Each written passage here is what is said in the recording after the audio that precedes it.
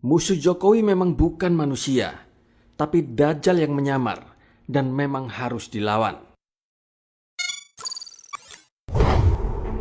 Selama 8 tahun Jokowi menjabat sebagai seorang presiden.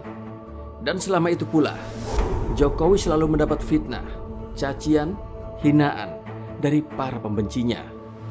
Dan selama itu pula, channel Rakyat Jelata ini mati-matian membela Jokowi serta meluruskan segala fitnah, hoax yang ditujukan pada beliau. Sebenarnya, politik identitas ini sudah bergulir sejak Pilkada tahun 2012. Tatkala pasangan Jokowi dan Ahok, yaitu melawan pasangan Fauzi Bowo serta Nahrawi Ramli, yaitu untuk merebut kursi DKI 1. Tapi memang isu-isu tersebut tidak begitu masif. Walau sesekali terdengar, tapi gemuruhnya tidak seberapa. Pada tahun 2014, Jokowi lalu diusung oleh PDIP untuk dicalonkan menjadi capres. Dan Ahok pun yang sebagai wakil gubernur otomatis menggantikan posisi Jokowi. Pilpres 2014 inilah isu-isu PKI, politik identitas pun semakin masif. Kala itu, Jokowi berpasangan dengan Yusuf Kala, bertarung merebut kursi RI 1 melawan Prabowo dan Hatta Rajasa. Segala fitnah terus bergulir menerpa Jokowi. Dan anehnya, Yusuf Kala yang notabene adalah pasangan Jokowi tidak pernah mendapat fitnah ataupun cacian seperti halnya Jokowi. Gelar Presiden Plonga-Plongo kala itu sudah sangat santer di tengah masyarakat. Singkat cerita, Jokowi pun memenangkan Pilpres 2014 dan Jokowi pun dilantik menjadi presiden pada tanggal 20 Oktober 2014. Waktu pun bergulir dan pada Pilkada DKI 2017, isu ini kembali dimunculkan untuk menyerang Ahok yang merupakan sahabat Jokowi. Memang tidak bisa dipungkiri, sejak DKI dipegang Ahok banyak terlibat gesekan dengan ormas-ormas radikal. Jadi tidak heran bila isu SARA terus berkumandang menjelang Pilkada DKI. Hingga omongan Ahok waktu kunjungan ke Pulau Seribu pun diplesetkan, dipotong, serta digoreng, yaitu demi ambisi sebuah kekuasaan. Tapi sebenarnya tujuan mereka adalah Jokowi. Tapi karena Ahok sangat dekat dengan Jokowi kala itu, pun tak luput dari serangan kaum-kaum intoleran. Dalam persepsi tata bahasa pun, saya meyakini Ahok tidak bersalah. Tidak ada yang salah dengan omongan Ahok kala itu. Karena memang faktanya, banyak kontestan pilkada pada zaman itu menjadikan ayat-ayat Tuhan sebagai perebut kekuasaan. Kalau tidak salah, Ahok kala itu berkata, jangan mau dibohongi pakai surat Al-Maidah ayat 51. Jadi jangan percaya sama orang, kan bisa aja dalam hati kecil Bapak Ibu nggak bisa pilih saya. Ya kan, dibohongin pakai surat Al-Maidah 51 macam-macam itu. Itu hak Bapak Ibu. Di sini jelas, maksud Ahok adalah memberikan penjelasan kepada masyarakat Pulau Seribu kala itu, yaitu tentang fakta bahwa banyak oknum-oknum atau kontestan pilkada yang menjual ayat-ayat Al-Quran, yaitu demi ambisi kursi jabatan.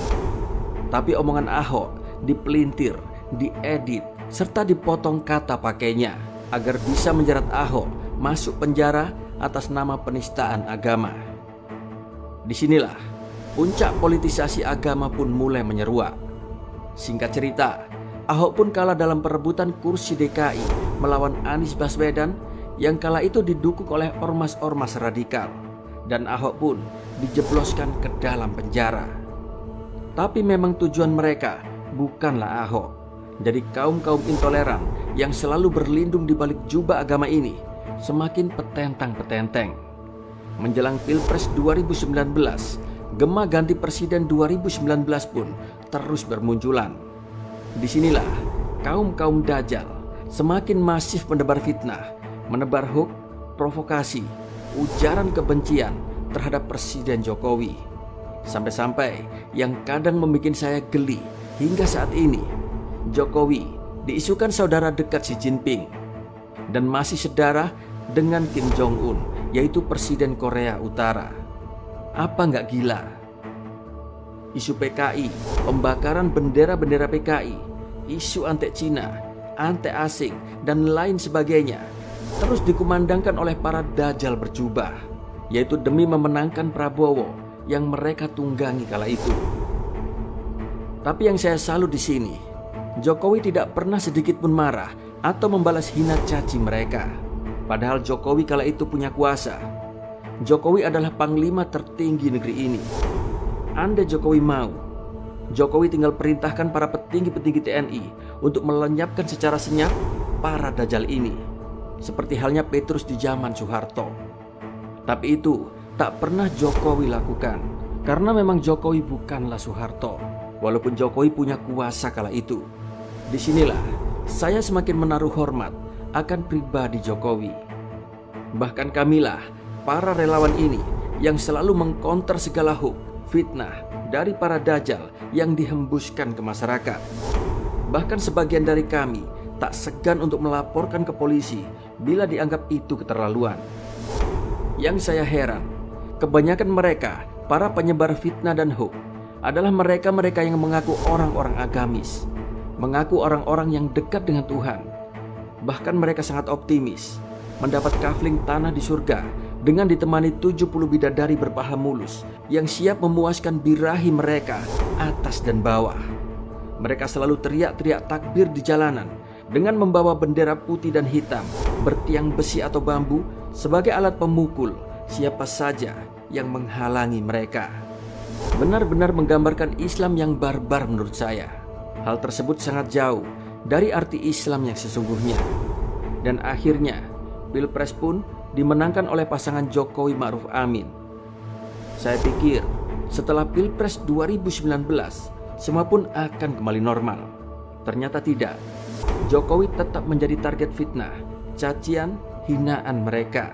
Hingga artikel ini saya tulis hari ini. Yang terakhir yaitu fitnah ijazah palsu Jokowi yang dulu di tahun 2014 juga pernah bergulir, saat ini pun bergulir kembali. Di sini politik Indonesia sudah semakin jelas, sudah terbuka setiap tabir-tabir busuk para musuh-musuh politik Jokowi. Dan saya sangat yakin politik identitas masih terus akan bergulir selama negeri ini masih ada para kaum pembenci Jokowi. Karena mereka ini sejatinya adalah dajjal yang nista, dajjal yang berbentuk manusia. Dalam berpolitik, para kaum barbar ini selalu menyeret-nyeret nama Tuhan untuk dibawa ke ranah politik. Mungkin mereka menganggap Tuhan adalah budak mereka yang bisa sesuka hati mereka suruh-suruh untuk memusuhi Jokowi. Kawan, perjuangan ini belum berakhir, karena para dajjal ini masih punya impian untuk menguasai negeri ini. Tapi selama itu pula, rakyat jelata akan selalu mengawal negeri ini.